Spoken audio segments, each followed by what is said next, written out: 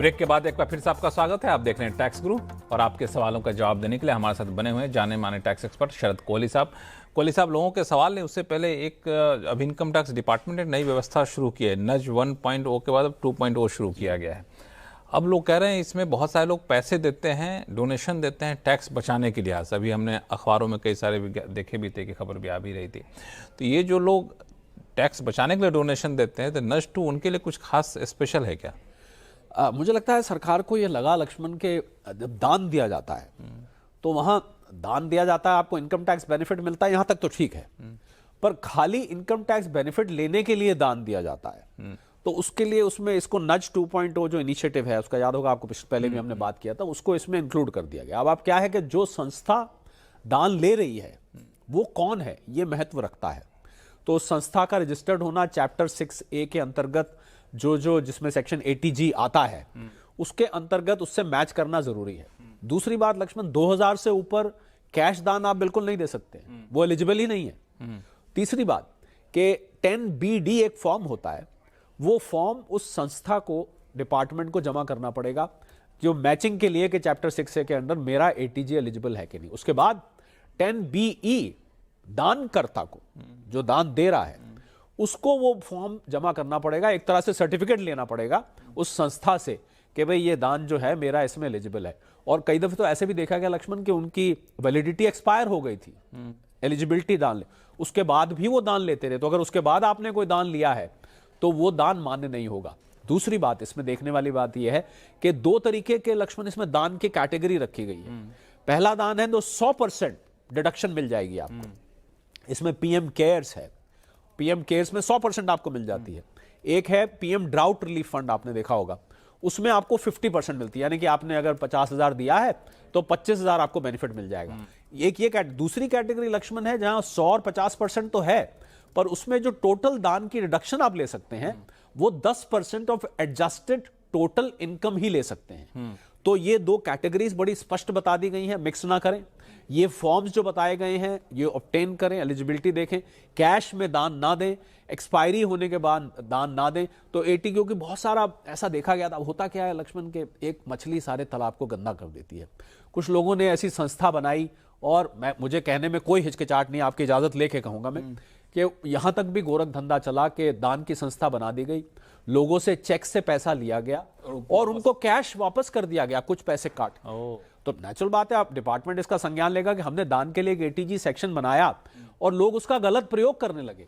तो अब ये नज 2.0 में डिपार्टमेंट के पास इंफॉर्मेशन बहुत सारी आई हुई है। अगर आप ये गाइडलाइंस फॉलो नहीं कर रहे हैं तो आपका जो दिया हुआ दान है या 80G में जो आपने क्लेम किया है वो फंस सकता है, उस पर इंक्वायरी आ सकती है। तो दान देते वक्त आपको ध्यान देना होगा जिस संस्था को दान देते हैं वो एलिजिबल है कि नहीं, एलिजिबल है तो एलिजिबिलिटी बनी हुई कि नहीं बनी है, उसका डेट और तो खत्म नहीं होगा। जी। और ये सारी इसलिए हो रहा है चूंकि दान देकर के आप टैक्स क्लेम कर रहे होते हैं। टैक्स क्लेम कर रहे हैं और आप अगर उसमें आपकी मंशा आप दान दे के देखिए, दान दे के स्वाभाविक टैक्स डिडक्शन आपको मिल रही है। नहीं, मैं तो आपको एक कदम और आगे कहना चाहता हूं कि थोड़ा सा दान लोग क्यों देते हैं, एक अच्छे भाव, मन का भाव है, मन का भाव होता है। तो आप अगर आप तो खुद कई सारे, मुझे पता है कि आप वेद गीता वगैरह पढ़े हैं, एक सात्विक दान होता है इसमें कहा जाता है कि दान दीजिए तो किसी को बताना नहीं है, दान नहीं, इसलिए बताते नहीं। जी। तो दान दिया तो बताना क्यों, इनकम टैक्स विभाग हम दान दे रहे हैं, आप दीजिए, टैक्स क्लेम क्यों करना, मैं तो उसके खिलाफ ही हूं। आप तो बहुत ऊपर की अवस्था दानी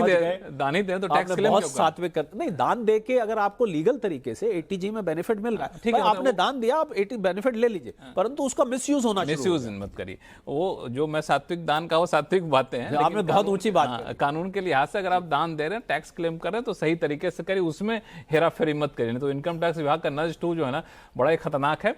और वैसे बता दूं कि अब ये सब चीजें बंद ही कर दीजिए, किसी के मन में ख्यालात भी आए तो, क्योंकि इनकम टैक्स विभाग के पास इतने सारे टूल्स हैं कि एक टूल से लगा के पूरे जन्म कुंडली आपको निकाल के रख देगा। तो आप बिल्कुल लेफ्ट राइट वाली बातें बिल्कुल बंद कर दी, ज्यादा अच्छा रहेगा। और चलते हैं इस बीच फरीदाबाद, जहां से जेएल सिंघल साहब हमारे साथ फोन लाइन पर जुड़ चुके हैं। सिंघल साहब नमस्कार। नमस्कार सर, मेरी क्वेरी लिव इन कैशमेंट के रिगार्डिंग है जी। मेरी मिसेज अक्टूबर 2024 में रिटायर हुए थे और 17 लाख रुपए लिव इन कैशमेंट मिला था जी। तो वो हमने क्लेम किया था अगस्त 2025 में, लेकिन आईटी डिपार्टमेंट ने उसको रिजेक्ट कर दिया अभी तो।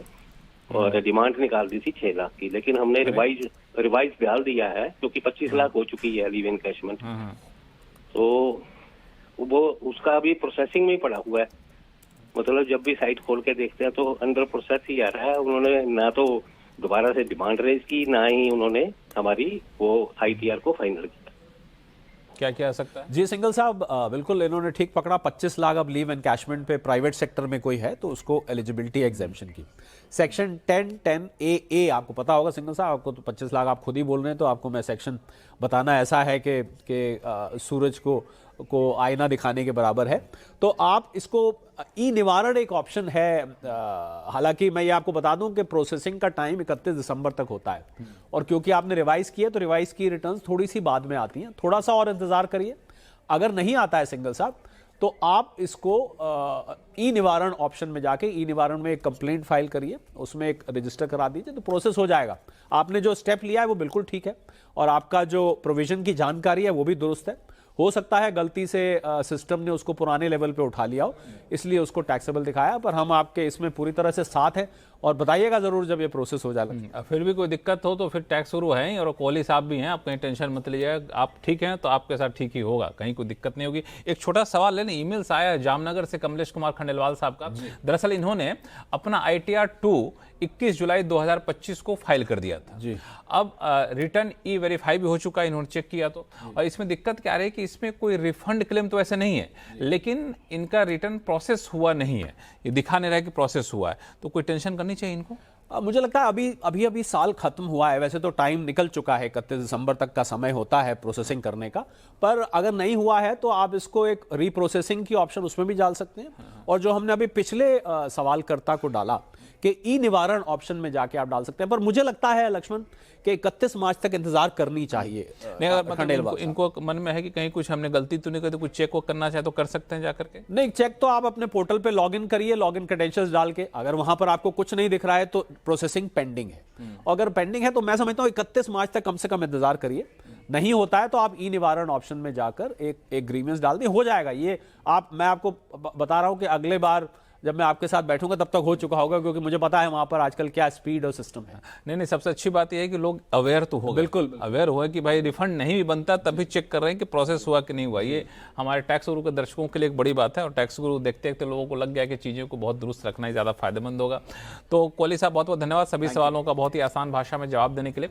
टैक्स गुरु में फिलहाल इतना ही। अगर आपके पास कोई भी सवाल हो और चाहते हैं ऐसे ही आसान भाषा में आपको जवाब मिले तो सवाल लिख भेजिए tax@moneycontrol.com पे, और जब सवाल लिखते हैं ना तो अपना नाम और मोबाइल नंबर जिसे आप उठाते हो वो नंबर डाल दीजिए, क्योंकि सीधा आपके रूबरू आपका आमना सामना हम टैक्स गुरु से करवा सकें और आपके हर सवालों का जवाब आपको तत्काल वहीं का वहीं मिल सके।